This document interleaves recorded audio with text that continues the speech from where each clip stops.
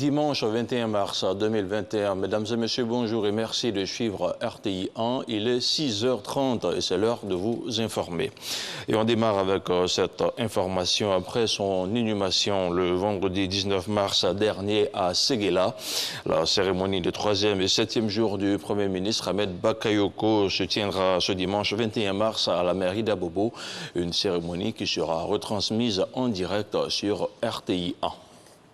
Et c'est toute la Côte d'Ivoire qui reste affectée par le décès du Premier ministre Ahmed Bakayoko. Dans ce reportage que je vous propose de voir maintenant, l'ensemble des guides religieux de toutes les confessions se prononcent sur l'homme qu'il fut. C'est un reportage d'Éric Goré. Si Ahmed Bakayoko était une personnalité spéciale, c'est parce qu'il craignait Dieu. Le Premier ministre Ahmed Bakayoko avait une relation particulière avec les hommes de Dieu. Mais chaque vendredi, Ahmed choisissait une mosquée à Abobo pour aller prier là-bas. Jusqu'à il a amené le chef de l'État lui-même. Vraiment, Ahmed, c'était une bonne personne. D'obédience musulmane, Ahmed Bakayoko était aussi attaché aux guides religieux chrétiens. La mort ne met pas fin à la vie. C'est vrai que il a quitté ce corps, l'enveloppe que Dieu a donnée pour manifester l'esprit. Il est quand même toujours vivant. Ce n'est pas un désespoir, il est vivant au ciel. Il est rentré au ciel, mais il faut lui rendre hommage à cause de son esprit d'ouverture, de son humilité. Lorsqu'il est venu ici, nous avons senti en lui un homme humble. C'était la première fois que je le rencontrais, que je causais avec lui. Selon les guides religieux, le Golden Boy était exceptionnel. Il y avait une dame qui était dans la chorale. Le Premier ministre a pris le micro. Il dit, pendant que l'évêque général était en train de prêcher, j'ai remarqué une dame. Et il a indexé la dame dans la foule. Il lui a posé la question, tu habites où? Et elle a signifié, je suis dans la commune de Yopougon.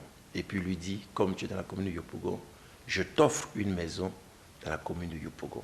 Ahmed Bakayoko respectait tout le monde et il vénérait Dieu. Dès la prise de sa fonction de Premier ministre, il a rencontré son éminence Jean-Pierre Cardinal Coutouin pour se confier à lui, pour mettre son service sous le regard de Dieu. Ça a été un geste émouvant, ça a été un geste qui, venant de lui, a été très apprécié par son éminence Jean-Pierre Cardinal Coutouin. Ce qui fait la beauté de sa vie, ce sont les gestes simples qu'il a eu à accomplir. Ce sont les gestes simples qu'il a posés sur ceux et celles qu'il a rencontrés dans son existence. Matthieu 25 nous dit, « J'avais faim, vous m'avez donné à manger.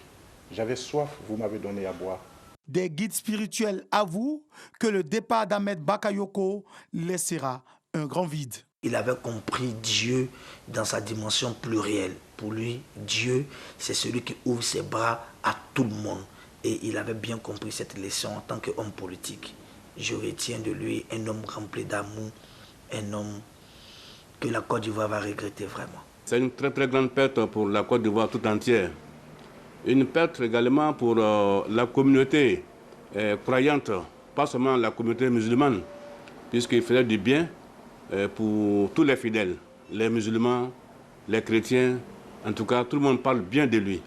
La Côte d'Ivoire a perdu un homme de foi, un homme de grand cœur. Décédé le 10 mars dernier, Ahmed Bakayoko a été inhumé dans la stricte intimité familiale ce vendredi.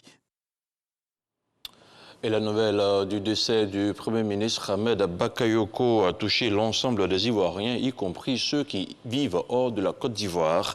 Au Qatar, les Ivoiriens, avec à leur tête l'ambassadeur Abdul Karim Sissé, ont initié une cérémonie d'hommage au Premier ministre. Une cérémonie qui a vu la participation des autorités du Qatar et des représentations diplomatiques d'autres pays. Le commentaire de Moussa Konaté. L'ambassade de Côte d'Ivoire au Qatar rend hommage au Premier ministre Ahmed Bakayoko. Décédé le 10 mars dernier, le personnel de l'ambassade et les Ivoiriens vivant à Doha sont venus honorer la mémoire de l'illustre disparu sous la conduite de l'ambassadeur de la Côte d'Ivoire au Qatar. Abdul Karim Sissi a salué les qualités professionnelles et politiques d'Ahmed Bakayoko, son courage, son sens de la responsabilité dans l'accomplissement de ses multiples tâches, sa constance dans la recherche du compromis. Aussi, les qualités humaines du Premier ministre ont été reconnues, à savoir sa loyauté envers le chef de l'État Alassane Ouattara, son exemple d'ouverture et de rassemblement, ce qui a fait de lui un modèle pour la jeunesse. Dans ce deuil qui frappe le pays, l'ambassade de Côte d'Ivoire bénéficie de la compassion des autorités du Qatar ainsi que des représentations diplomatiques d'autres États. Tous ont salué le parcours d'un homme d'État, un grand serviteur de la nation. Et c'est avec tristesse que la RDC, la République démocratique du Congo, a appris le décès du Premier ministre Ahmed Bakayoko à la tête d'une délégation qu'elle conduisait à Abidjan. La ministre de la Culture et des Arts de la ville de Kinshasa est venue exprimer la compassion du peuple congolais à la Côte d'Ivoire. Jean-Luc Mangbo. Son dynamisme, son leadership et son attachement au développement de la jeunesse et surtout à la culture ont dépassé les frontières de son pays. Pour son ultime hommage au Premier ministre, Ahmed Bakayoko, c'est une personnalité du monde culturel que la République démocratique du Congo, principalement la ville de Kinshasa, a détaché auprès du peuple ivoirien. Kinshasa a tenu à lui rendre hommage, vraiment tout officiellement. Et voilà pourquoi je suis là aujourd'hui, avec le message que nous apportons toute notre compassion au peuple ivoirien qui a perdu un grand homme, une étoile d'État comme on dit chez nous, et c'était pour nous les Congolais un grand mécène.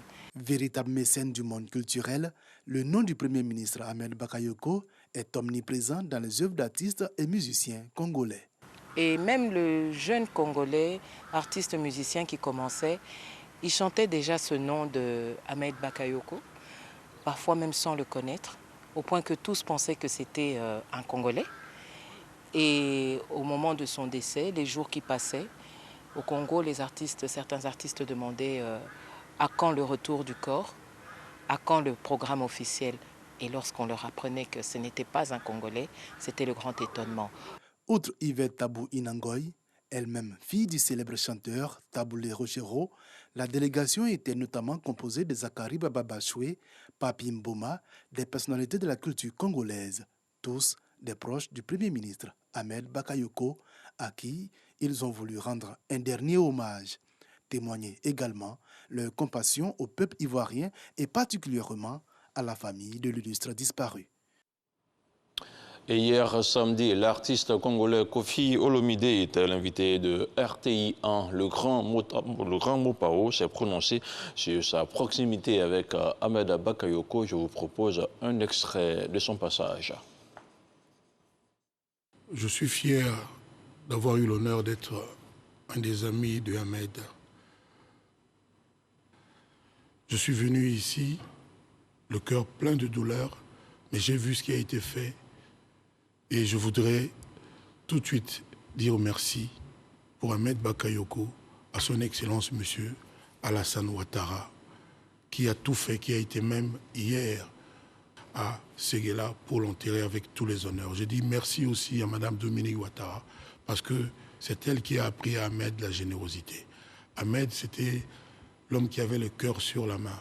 Les artistes africains auront du mal demain à trouver quelqu'un qui soit le mécène idéal comme l'était Ahmed. C'était plus qu'un frère. On s'est rencontrés aux États-Unis et puis on s'est retrouvés à Abidjan. C'est quelqu'un qui était un grand mélomane qui aimait la musique de Kofi Olomide. Et le courant est passé tout de suite entre nous. Il est venu 2 ou 3 fois chez moi à Kinshasa pour me saluer, pour me dire bonjour. Jusqu'au moment où il était Premier ministre, il continuait d'être fidèle à ses vertus. Il était toujours humble, il était toujours proche des gens. Je ne vous dirai pas le nombre de problèmes des artistes d'Afrique que Ahmed a résolus. Donc, le sentiment que je lui serai toujours redevable et que dans mon cœur, il vivra vraiment à jamais. Il était ministre d'État et il avait le courage de venir danser sur scène avec nous, les petites gens.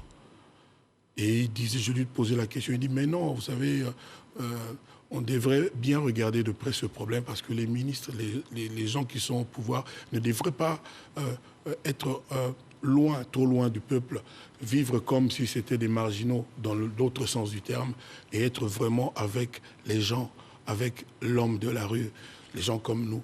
Et c'est quelque chose de grandiose. Regardez comment le stade était plein pour la cérémonie d'hommage à Ahmed.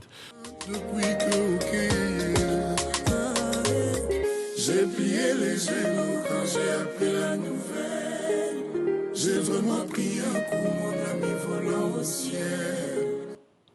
Et on se rend cette fois-ci en Afrique centrale. C'est ce dimanche que le Congo-Brazzaville va élire son nouveau président, animé par un sentiment d'insatisfaction et de colère. Certains ont décidé de ne pas voter, quand d'autres ont choisi d'exercer leur devoir civique ce dimanche. Élection au Congo-Brazzaville, quel engouement pour les populations? C'est une idée de reportage de nos envoyés spéciaux à Brazzaville, Sidonie Davila et Adama Kéré. La population de la République du Congo est estimée à environ 5 millions d'habitants. Parmi eux, près de 2,5 millions de citoyens sont inscrits sur la liste électorale.